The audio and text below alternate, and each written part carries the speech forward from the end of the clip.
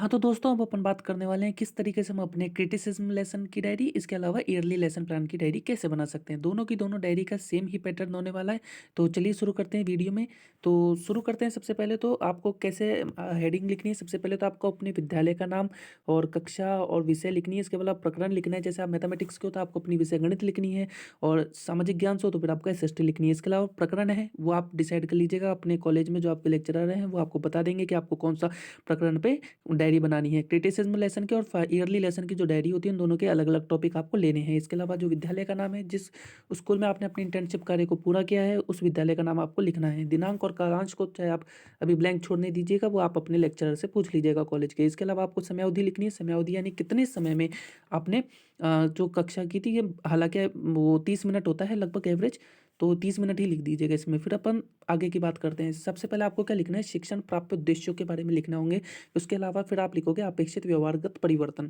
ठीक है ना। शिक्षण प्राप्ति उद्देश्य यानी कि जो टीचर जो होता है पढ़ाते वक्त जिन जिन चीज़ों को ध्यान में रखते हुए अपने प्रकरण को शुरू करता है, उसके बारे में होते हैं शिक्षण प्राप्ति उद्देश्य। जैसे कि इसमें बताए गए हैं ज्ञानात्मक अवबोध, ज्ञानोपयोग, कौशल, अभिरुचि व अभिवृत्ति। इनके सम्मुख जो आप देख सकते हैं कि थोड़ा मैंने व्याख्या की है, तो ऐसे दो दो पॉइंट आप लिख लीजिएगा सेम इसी पैटर्न में।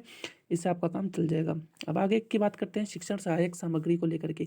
शिक्षण सहायक सामग्री यानी कि कक्षा के दौरान आपने किन किन चीज़ों को काम में लिया, वो होती है शिक्षण सहायक सामग्री। जैसे कि स्मार्ट बोर्ड, संकेतक व अन्य कक्षा उपयोगी शिक्षण सहायक सामग्री आपने काम में ली, तो ये सारी चीज़ें आपको लिखनी होती है। अब आगे की बात पे ले चलते हैं आपको। अगली पेज में आपको क्या लिखना है, पूर्व ज्ञान। यानी कि मतलब जो भी आपने अपना प्रकरण शुरू किया है, उस प्रकरण को शुरू करने से पहले बच्चों को उस विषय वस्तु के बारे में थोड़ी बहुत भी नॉलेज है, तो उसके लिए अपन करते हैं। सबसे पहले तो जैसे छात्र त्रिभुज व उसके गुणों के बारे में सामान्य जानकारी रखते हैं। अपन ये मान के बच्चों को पढ़ाना शुरू करते हैं। अब इसके लिए आपको सबसे पहले प्रस्तावना प्रश्न करने होंगे। सेम इसी पैटर्न में आपको प्रस्तावना प्रश्न पूछने करने हैं। ठीक है ना। अपनी डायरी में सेम इसी पैटर्न में करिएगा। जैसे कि छात्राध्यापिका, और अगर आप मेल हो तो फिर आपको उधर छात्राध्यापक क्रियाएं लिखनी होगी। ठीक है ना। छात्राध्यापिका नहीं लिखोगे, छात्र क्रियाएं लिखोगे। यानी फिर बच्चों के क्या इसमें जवाब आते हैं, रेस्पॉन्स क्या क्या आता है, वो सारी चीज़ लिखनी है। जैसे कि मेज क्या, इसमें आपको है ना जो आपका प्रकरण है उससे रिलेटेड आपको कुछ क्वेश्चन है पूछने, और बच्चों के आंसर इसमें लिखने हैं। ठीक है ना। उसके बाद आप लिखोगे उद्देश्य कथन के बारे में। जैसे कि आज हम त्रिभुज व इसके गुणों के बारे में विस्तार पूर्वक अध्ययन करेंगे। ठीक है। तो आइए आपको अगले पेज की ओर ले चलते हैं। अगला पेज आपको आपकी स्क्रीन पे दिख रहा होगा, तो आप समझ गए होंगे। सबसे पहले आपको वही छात्राध्यापक क्रियाएं लिखनी है। देखिए इसका जो पैटर्न होता है ना बनाने का, सेम वैसे ही होता है जैसे कि आपने अपनी लेसन प्लान डायरी का बनाया था, तो सेम आपको उसी पैटर्न में इसको बनाना है। तो सबसे पहले वही आप अपने विकासात्मक प्रश्न पूछोगे, छात्राध्यापक कथन पूछोगे, छात्राध्यापक का कथन पूछोगे आप।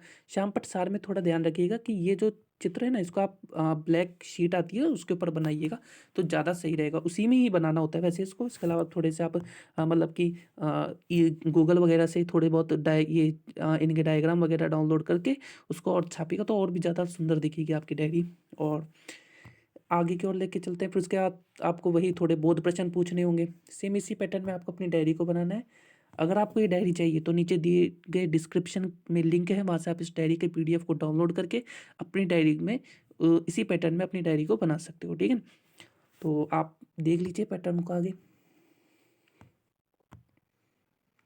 इस तरीके से आपको थोड़े बहुत एग्जांपल्स भी इसमें बताने होंगे किस तरीके से, जैसे पाइथागोरस थ्योरम के बारे में, ये जैसे आपको दिख रहा होगी पाइथागोरस थ्योरम, तो उसी के बारे में है। उसी से रिलेटेड एक एग्जांपल भी आपको लगाना होगा। बोध प्रश्न वही पूछने हैं। हर एक पॉइंट के बाद आपको बोध प्रश्न पूछना जरूरी होता है। अब अपन एकदम लास्ट में आ चुके हैं, लास्ट पे यानी अंतिम में आ चुके हैं, जिसमें अपन को किस चीज़ का ध्यान रखना है। सबसे पहले तो मूल्यांकन प्रश्न के बारे में। सबसे पहले आपको लिखने होंगे मूल्यांकन प्रश्न। मूल्यांकन प्रश्न में बच्चों से मतलब आपको जो पूछने होते हैं, एक तो ऑब्जेक्टिव क्वेश्चन पूछने होते हैं, एक मतलब फिलिंग द ब्लैंक्स, और इसके अलावा एक पूछना होता है ट्रू और फॉल्स वाले, है ना। इसके अलावा दो छोटे मोटे लघुतरात्मक क्वेश्चन और विस्तार वाले क्वेश्चन पूछने होते हैं। इसके अलावा गृह कार्य जो आप देती हो उसके बारे में, और पर्यवेक्षक टिप्पणी, है ना। तो इस तरीके से पॉइंटों को लिखना है। सेम इसी पैटर्न में आपको अपनी डायरी को तैयार करना है। मैं फिर बता देता हूँ, क्रिटिसिज्म लेसन की और फाइनल लेसन की। फाइनल लेसन जिसे ईयरली लेसन प्लान डायरी कहते हैं, दोनों का सेम ही पैटर्न बनता है, और जो कि काफ़ी हद तक लेसन प्लान डायरी से मैच खाता है। पर ध्यान रखिएगा इन दोनों के जो पॉइंट हैं वो आप अपने कॉलेज लेक्चरर से पूछ लीजिएगा, वो आपको बता देंगे आपको कौन से पॉइंट में बनाना है। Thank you for watching this video. अगर आपने अभी तक इस चैनल को सब्सक्राइब नहीं किया तो सब्सक्राइब कर दीजिए, बेल आइकन को दबा दीजिए। और अगर आप बीए बीएड बीएससी बीएड या बीएड के स्टूडेंट हो तो फिर आपके चैनल ये बहुत ही ज़्यादा काम का होने वाला है। तो thank you for watching this video.